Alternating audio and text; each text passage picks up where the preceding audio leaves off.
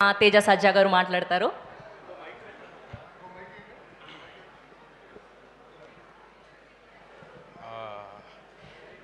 ముందుగా వేదిక మీద ఉన్న మా పద్మ విభూషణ్ డాక్టర్ మెగాస్టార్ చిరంజీవి గారికి, చుక్కుపల్లి సురేష్ గారికి, ఇక్కడికి విచ్చేసిన మీడియా వారందరికీ, సంయుక్త గారికి, మాధవి ఆంటీకి అందరికీ నమస్కారం అండి.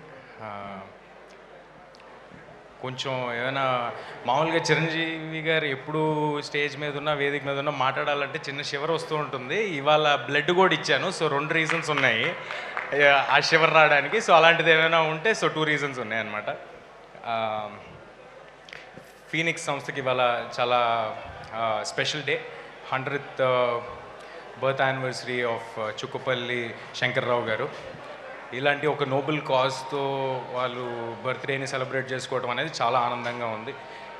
చుక్కుపల్లి సురేష్ గారు కానీ, అవినాష్ గారు కానీ ఎప్పుడు సేవా కార్యక్రమాలు అంటే ఎప్పుడు ముందే ఉంటారు. ఇందాక మనం ఏవీలో కూడా చూసాం, ఎన్నో సేవా కార్యక్రమాలు చేస్తూ ఉంటారు. వారు ఇలాంటి ఒక ఈవెంట్ చేస్తున్నారు అనగానే అందులో పాల్పంచుకోవాలని నాకు కూడా పాల్పంచుకోవడం చాలా ఆనందం కలిగింది. బ్లడ్ డొనేషన్ అంటే మా అందరికీ ఒక చిన్న విషయం అయి ఉండొచ్చు, కానీ మనం ఇచ్చే 350 ml బ్లడ్ ఒక ఫ్యామిలీకి హోప్కి ఇస్తుంది. సో అందరూ తప్పకుండా బ్లడ్ని డొనేట్ చేయండి. Please save lives. అండ్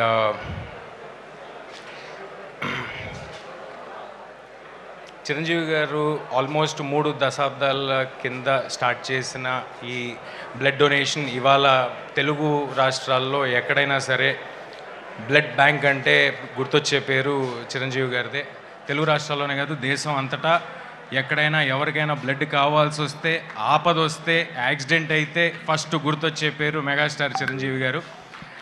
మనందరికీ ఒక అవేర్నెస్ని క్రియేట్ చేసి బ్లడ్ డొనేషన్ అనేది చాలా సింపుల్ థింగ్, అందరూ డొనేట్ చేయాలని ఇంత అవేర్నెస్ క్రియేట్ చేసిన చిరంజీవి గారి సంస్థతో ఇవాళ ఈ ఈవెంట్లో ఆయనతో స్టేజ్ పంచుకోవడం నాకు చాలా ఆనందంగా ఉంది. ఇక్కడికి వచ్చిన మీడియా వారికి అందరికీ thank you. Thanks for giving me this opportunity. Thank you.